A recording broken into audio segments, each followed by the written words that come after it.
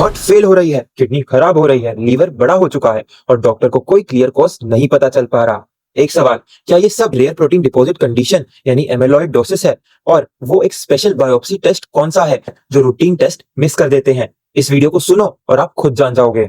एमिलॉइडोसिस में misfolded amyloid protein अलग अलग ऑर्गन्स में डिपॉजिट होने लगते हैं, जिससे हार्ट स्टिफ होता है, किडनी प्रोटीन लीक करती है और लीवर एनलार्ज हो जाता है। इंडिया में टीबी और क्रॉनिक इन्फेक्शन की वजह से सेकेंडरी एमिलॉइडोसिस काफी कॉमन है और कार्डियक एमिलॉइडोसिस यानी एटीटीआर के लिए अब एडवांस ट्रीटमेंट आ चुके हैं, जैसे एफडीए अप्रूव टेफामिड्स जो हार्ट में प्रोटीन डिपॉजिट को स्लो करके सर्वाइवल इंप्रूव करता है। पर इंडिया में ये अक्सर डायग्नोस नहीं हो पाती क्योंकि इसके लिए एक स्पेशल स्ट्रेन की जरूरत होती है। साइंस को समझिए, प्रोटीन नॉर्मली ठीक तरीके से फोल्ड होते हैं और फंक्शन करते हैं, पर एमिलॉइडोसिस में कुछ प्रोटीन मिसफोल्ड हो जाते हैं जिन्हें बॉडी क्लियर नहीं कर पाती और वो ऑर्गन्स में डिपॉजिट होने लगते हैं, बिल्कुल वैसे जैसे पाइप्स के अंदर रस्ट यानी जंग जमा हो जाता है। और हार्ट में डिपॉजिट हो तो वॉल स्टिफनेस हो जाती है, किडनी में हो तो फिल्टर क्लॉग हो जाते हैं। एक ही मैकेनिज्म अलग अलग ऑर्गन्स को फेल करता है, इसीलिए इसका ओरिजिनल कॉज ढूंढना मुश्किल है। 3 स्टेप फॉलो करो। पहला, एब्डोमिनल फैट पैड एस्पिरेशन या रेक्टल बायोप्सी करवाओ, जिसमें कोंगो रेड स्टेनिंग की जाती है और पोलराइज लाइट के नीचे एप्पल ग्रीन बायरफ्रिंजेंस दिखने पर ही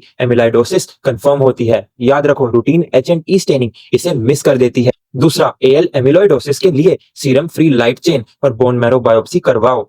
तीसरा, एटीटीआर कार्डियक एमिलॉइडोसिस के लिए टीसीपीवाईपी सिंटिग्राफी, जिसे न्यूक्लियर स्कैन भी कहते हैं, वो करवाओ, जो नॉन इन्वेजिवली डिटेक्ट करता है। और हेमेटोलॉजिस्ट या कार्डियोलॉजिस्ट से मिलकर टिफेमिडिस या ट्रीटमेंट प्लान करो।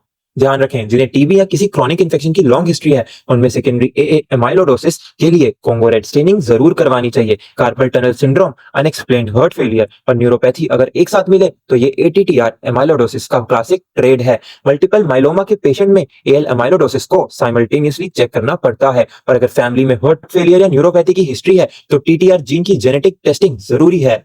तो जवाब, Congo red staining with polarise light जो एप्पल ग्रीन बायरफ्रिंजेंस दिखाता है, वो स्पेशली बायोप्सी टेस्ट है जो एमाइलोडोसिस को कंफर्म करता है और रूटीन H&E स्टेनिंग से मिस हो जाता है। अगर मल्टी ऑर्गन फेलियर का कोई क्लियर कॉज ना मिले तो स्पेसिफिकली ये स्टेन मांगो। कार्डियक एटीटीआर के लिए टेफामाइडिस जैसे ट्रीटमेंट अब डिसीज प्रोग्रेशन को स्लो करते हैं।